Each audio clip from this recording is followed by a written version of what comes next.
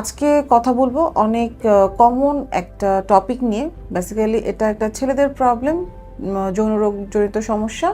এটা হচ্ছে দ্রুত বীর্যপাতের সমস্যা অথবা প্রি ম্যাচিউর ইজাকুলেশন নামে আমরা যেটাকে ইন্ট্রোডিউস করি।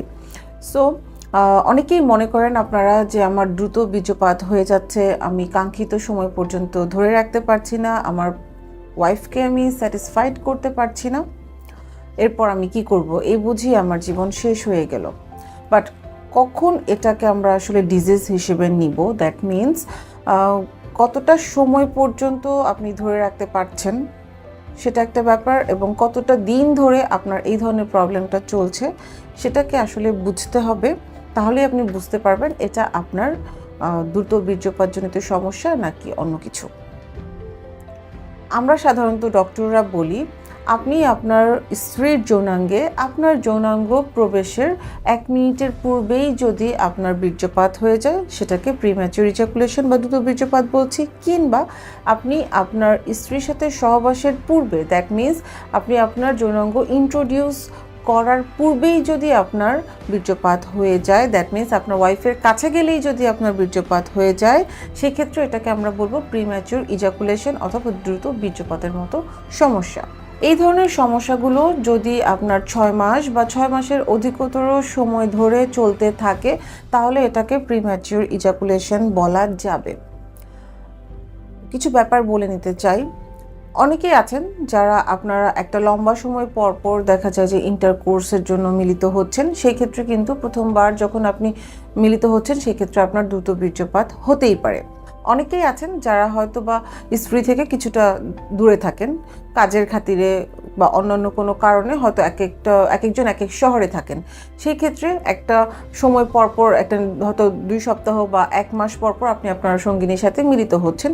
সেই ক্ষেত্রে দেখা যেতে পারে যে আপনি যখনই আপনার সঙ্গিনীর কাছে যাচ্ছেন সেই ক্ষেত্রে কিন্তু প্রথমবার বা দ্বিতীয়বার পর্যন্ত আপনার এই ধরনের দ্রুত বীর্যপাতের মতো সমস্যাগুলো হতে পারে।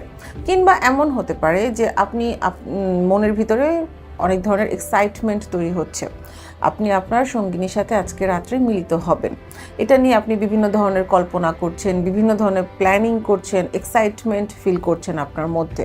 সো যখনই আপনি রাত্রেবেলা যখন আপনার সঙ্গিনীর কাছে যে মিলিত হলেন তখনই দেখা গেল যে আপনি নিজেকে স্যাটিসফাইড করার আগে বা আপনার ওয়াইফকে স্যাটিসফাইড করার আগে আপনার বীর্যপাত হয়ে যাচ্ছে।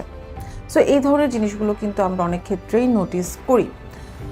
এখন কথা হচ্ছে যে এটা কতটা সময় ধরে আপনার চলছে। এই ধরনের দ্রুত বীর্যপাতের সমস্যা যদি আপনার 6 মাসের অধিকতর সময় ধরে চলতে থাকে তাহলে এটাকে আমরা প্রবলেম হিসেবে ধরে নিব। এছাড়া অনেকগুলো কারণ কিন্তু আছে দ্রুত বীর্যপাত হওয়ার।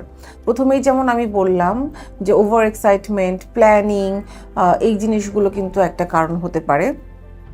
দ্বিতীয়ত হচ্ছে যেটা যে যদি আপনার শরীরে লম্বা সময় ধরে কোনো ধরনের ডিজিজ থাকে, দ্যাট মিনস আপনার কিডনি রোগের সমস্যা, লিভারের সমস্যা, হার্টের সমস্যা, কিংবা আপনার হাইপার টেনশন বা ডায়াবেটিসের মতো সমস্যা যদি লম্বা সময় ধরে থেকে থাকে, আপনি মেডিসিন নিয়ে নিচ্ছেন, সেক্ষেত্রে এই ডিজিজগুলো ইটসেলফ যেমন একটা প্রবলেম হিসেবে কাজ করে, আবার আপনি বিভিন্ন ধরনের মেডিসিন খাচ্ছেন, সেগুলোও কিন্তু একটা সাইড ইফেক্ট হিসেবে আপনার বীর্যপাত দ্রুত হতে পারে। সেকেন্ড যেটা বলবো, যদি প্রিভিয়াসলি আপনার সেক্সুয়াল অ্যাসল্টের কোনো ধরনের হিস্ট্রি থাকে, অপ্রাপ্ত বয়সে যদি কেউ সেক্সুয়াল ইন্টারকোর্স শুরু করে থাকেন, এগুলোও কিন্তু অনেক বড় কারণ হিসেবে আমরা ধরে নিচ্ছি। এছাড়াও দেখা যায় যে আপনার যৌনাঙ্গে যদি কোনো ধরনের ইনফেকশন বা ইনফ্লামেশন থেকে থাকে, বিভিন্ন ধরনের ভাইরাস বা ব্যাকটেরিয়াল বা ফাঙ্গাল প্রদাহ থেকে থাকে, সেই ক্ষেত্রে কিন্তু দ্রুত বীর্যপাত হতে পারে। কারণ এগুলো আপনি যখন ইন্টারকোর্সে মিলিত হবেন তখন ব্যথা অনুভূত হওয়ার কারণে এই ধরনের প্রবলেমগুলো হয়। সো যে কারণেই হোক না কেন ট্রিটমেন্টটা আসলে ইম্পর্ট্যান্ট। যুগ যুগ ধরে কিন্তু এই ধরনের প্রবলেমগুলো ট্রিটমেন্ট চলে আসছে, বাট আমি আজকে কথা বলবো আপনাদেরকে সাথে অ্যাডভান্স যে ট্রিটমেন্টগুলো আছে সেগুলো নিয়ে।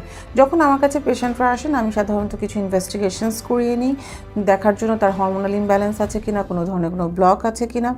এরপর তার ভাইটালসগুলো আমরা দেখার পর যেটা করতে হয় সেটা হচ্ছে যে আমরা সাধারণত পেশেন্টকে কাউন্সেলিং করি প্রিম্যাচিউর ইজাকুলেশনের জন্য, এবং আমরা কিছুটা ফুড সাপ্লিমেন্ট পেশেন্টকে দিয়ে থাকি। কারণ যদি এনার্জি না থাকে এই ধরনের প্রবলেমগুলো কিন্তু অনেক ক্ষেত্রেই আমরা দেখি। এবং অ্যাডভান্স যে ট্রিটমেন্টটা আপনার এই প্রিম্যাচুর ইজাকুলেশনের জন্য সেটা হচ্ছে যে আপনার পিআরপি থেরাপি বা আমরা পি শট বলে থাকি এটাকে। এক্ষেত্রে আমরা পেশেন্টের ব্লাড কালেকশন করার পর এটাকে সেন্ট্রিফিউজ করে হোয়াইট ব্লাডটা এবং রেড ব্লাডটা আলাদা করে নিচ্ছি। এবং এই যে হোয়াইট ব্লাডটা, এই হোয়াইট ব্লাডের মধ্যে প্রচুর পরিমাণে প্লেটলেট থাকে। এই প্লেটলেটের মধ্যে থাকে হচ্ছে আপনার গ্রোথ ফ্যাক্টর এবং সাইটোকাইন, যা আমরা পেশেন্টের পেনিস বা যৌনাঙ্গের মধ্যে ইনজেক্ট করি, যার কারণে তার মাসলটা স্ট্রং হবে এবং বিভিন্নভাবেই তার যৌনাঙ্গটাকে ইমপ্রুভ করবে এবং এই প্রিম্যাচিউর ইজাকুলেশনের মতো প্রবলেমটাকে সলভ করবে। তাছাড়া প্রয়োজন অনুযায়ী আমরা শক ওয়েভ থেরাপিও পেশেন্টকে দিচ্ছি। প্রিম্যাচুর ইজাকুলেশনের জন্য আরেকটা ইম্পর্টেন্ট ব্যাপার হচ্ছে কিছু এক্সারসাইজ।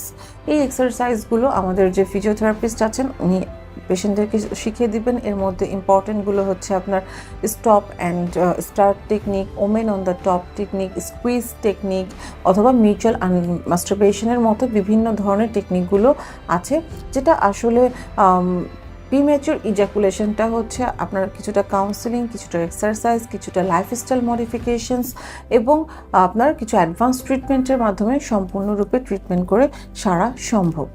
আই হোপ আমার ভিডিওটা কিছুটা হলেও আপনাদের হেল্পফুল হবে। ধন্যবাদ সবাইকে।